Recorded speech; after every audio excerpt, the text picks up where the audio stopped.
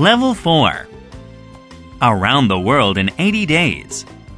Copyright 2009. Compass Publishing. All rights reserved.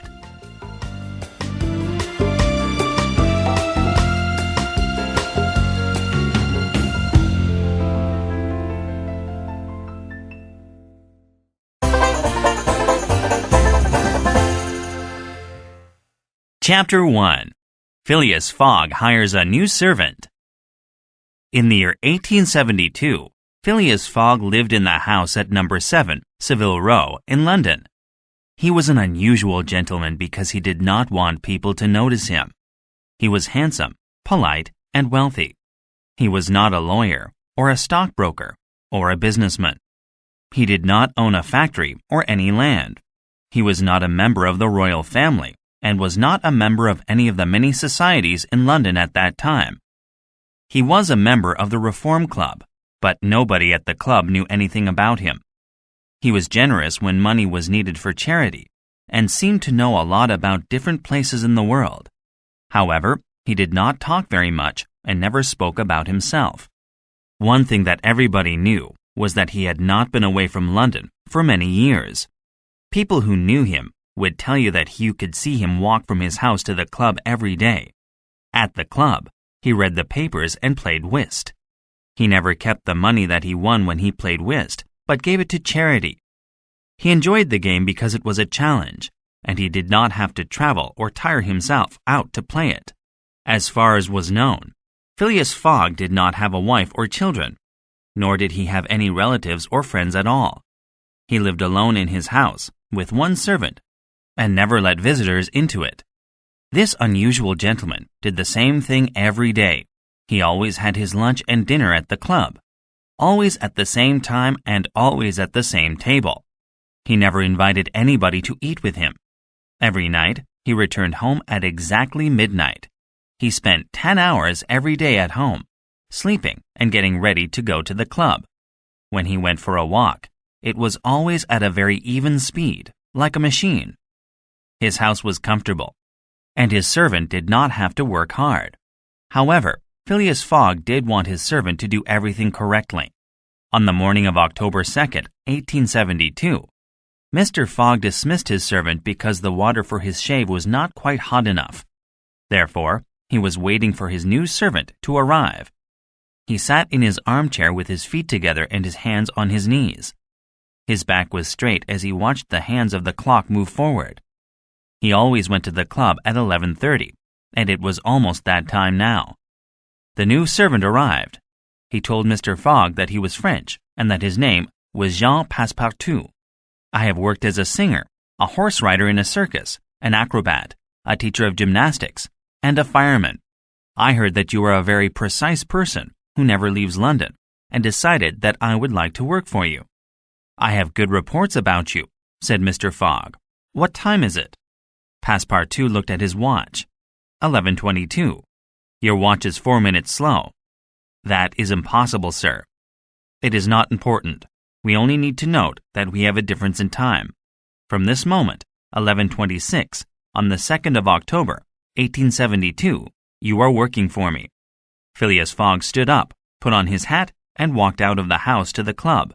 It was 11:30. Passepartout was now alone in the house. In the few minutes that he had spoken with his new master, he had already learned a lot about him. He seemed to be a man of mathematical precision, who planned what he did every day, and then kept his plan as if he were a machine. He did not move unnecessarily, and was always focused on what he was doing. He was never angry, and never in a hurry, yet he was never late. He lived his life without any social relationships, because these would have disturbed his routines. Passepartout was a very different man. He was a Parisian who had lived in London for 5 years. He had not been able to find a master that he could happily serve. He was a good, kind, helpful man with a friendly face. He had blue eyes in his plump face, and his arms and legs were very strong. Would he be a suitable servant for Phileas Fogg? It was too early to say. Passepartout wanted a quiet life, but the English families he had worked for up to now had wanted to travel. He heard about Phileas Fogg's quiet and orderly life, and thought that he would be very happy to serve in his house. Now that he was alone, He looked around the house. It was clean and tidy, and everything seemed well planned. It pleased him. He found the bedroom that would be his.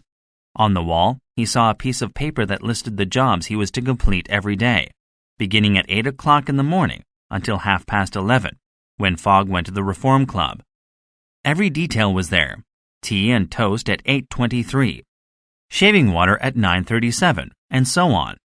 Then the jobs to be done after 11:30 were all written down. Even the clothes and shoes were planned. Each had a number and was worn in rotation with the others. Passepartout was very happy. This was exactly what he wanted, and he memorized all the jobs. He rubbed his hands together and said to himself, "This is perfect. I am sure that I will be very happy to serve this gentleman. He is like a clock, and I will always know what to do. I am very lucky to get a job with him."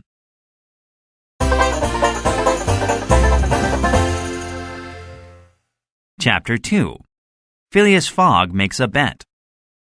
Phileas Fogg walked along the street.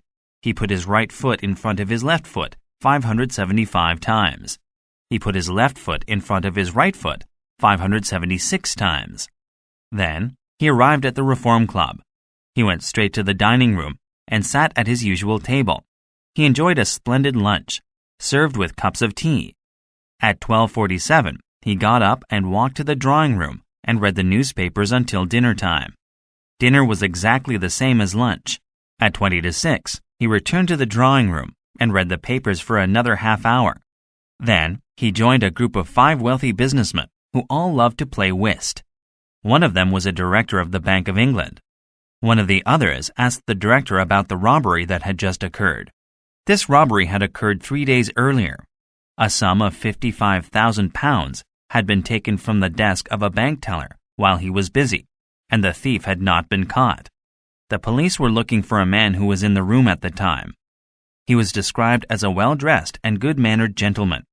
The police were watching all the ports in England to stop the thief from escaping and had offered a reward of £2,000, as well as 5% of the amount recovered.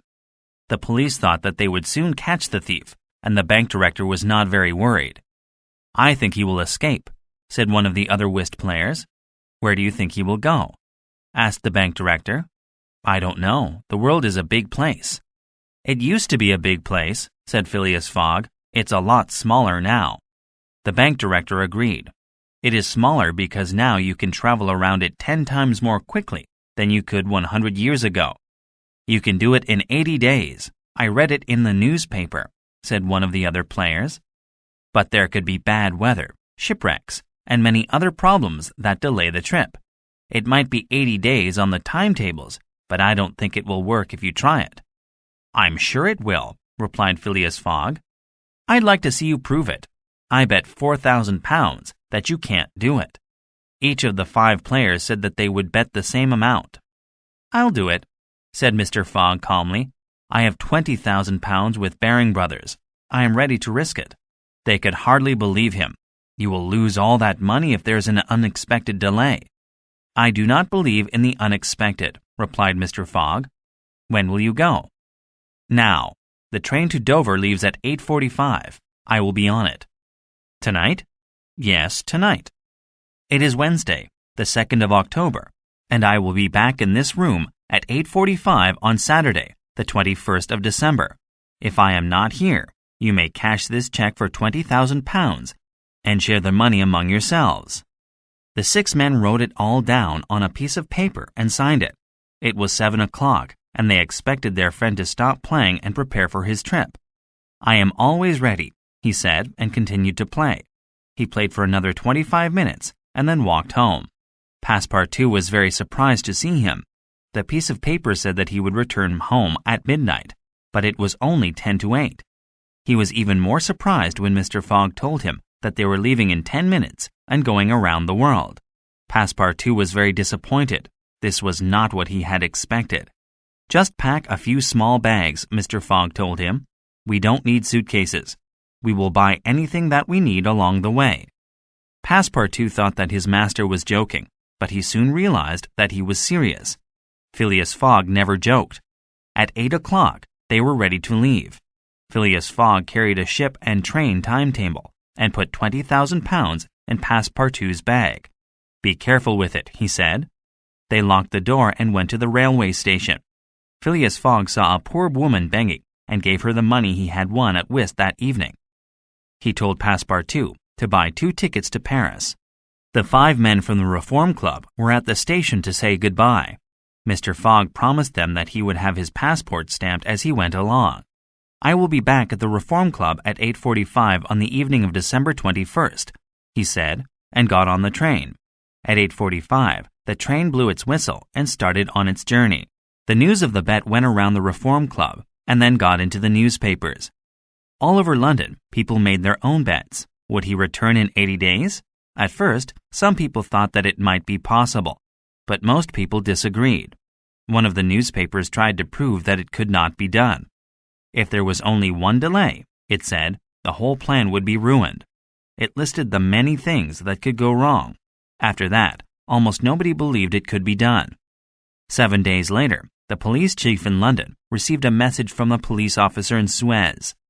It asked him to send an arrest warrant so that he could arrest Phileas Fogg, the man who had taken £55,000 from the Bank of England. Now, everybody thought that Phileas Fogg was a thief. He matched the description of the man the police were hunting. Obviously, the story about traveling around the world in 80 days was only a way to help him escape from London.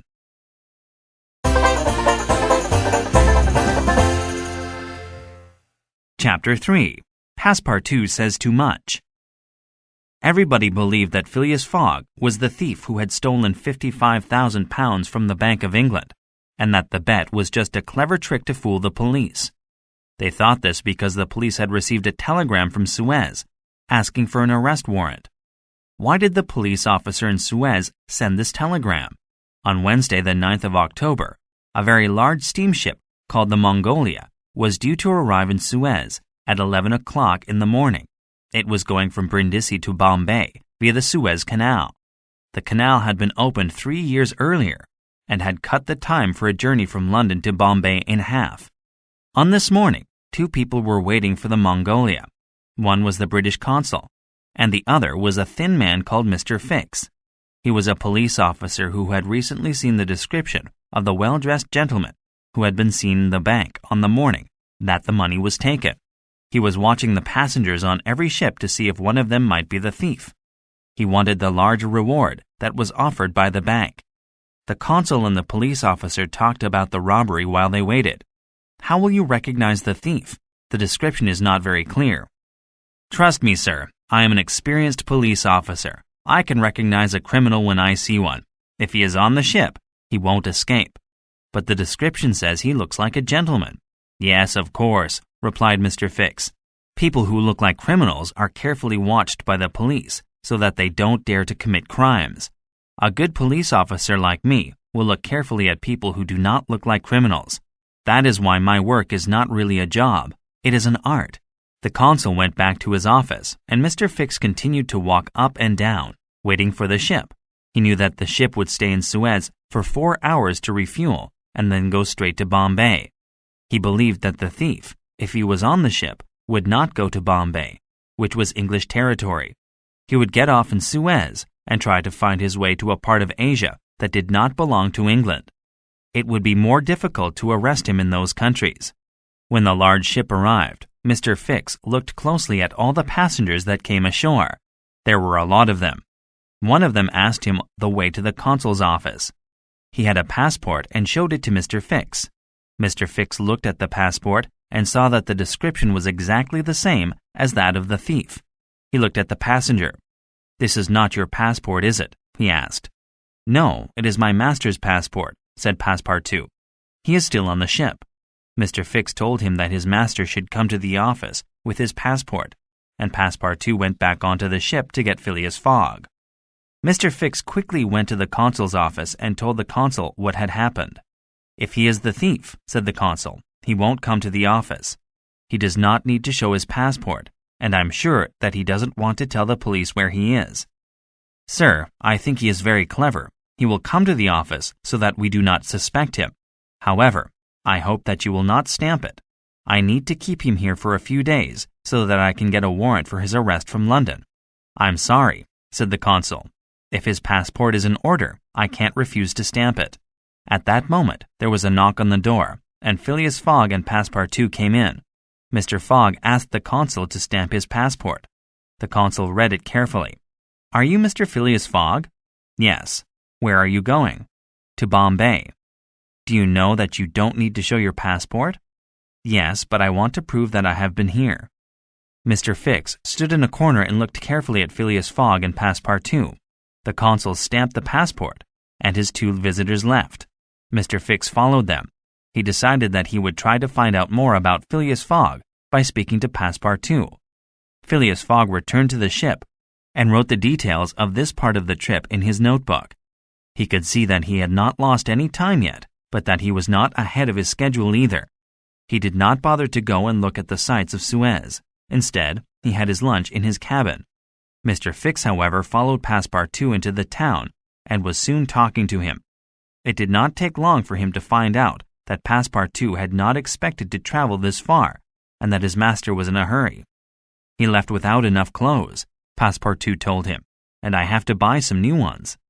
Mr. Fix offered to help him, and the two men went into the shops together. "I must be careful not to miss the ship," said Passepartout, looking at his watch. "You have enough time," replied Mr. Fix. "It is just midday." "Midday? It's only 9:52. "Your watch is slow," replied Mr. Fix. "That's not possible. It was my grandfather's watch, and it has never been slow. It is very accurate." "Ah, you are keeping London time," explained the police officer, "which is about 2 hours behind Suez. You need to change your watch to the new time in every country. I will never change my watch because my watch cannot be wrong. Then your watch won't be in time with the sun. Then the sun will be wrong." Passepartout put his watch back in his pocket. "Where is your master going?" asked Mr. Fix. "Around the world," replied Passepartout. "He is going around the world in 80 days for a bet. However, I don't believe it. It doesn't make sense." They continued to talk, and Passepartout told him that Phileas Fogg was carrying a large amount of money. He also told him that he had only started to work for Mr. Fogg on the day that they left. Mr. Fix was certain that Phileas Fogg was the thief. He went to the telegraph office and sent a telegram to the London police, asking for a warrant to be sent to Bombay. He would arrest Fogg there, he thought. Then he got onto the ship, and soon it was on its way down the Red Sea.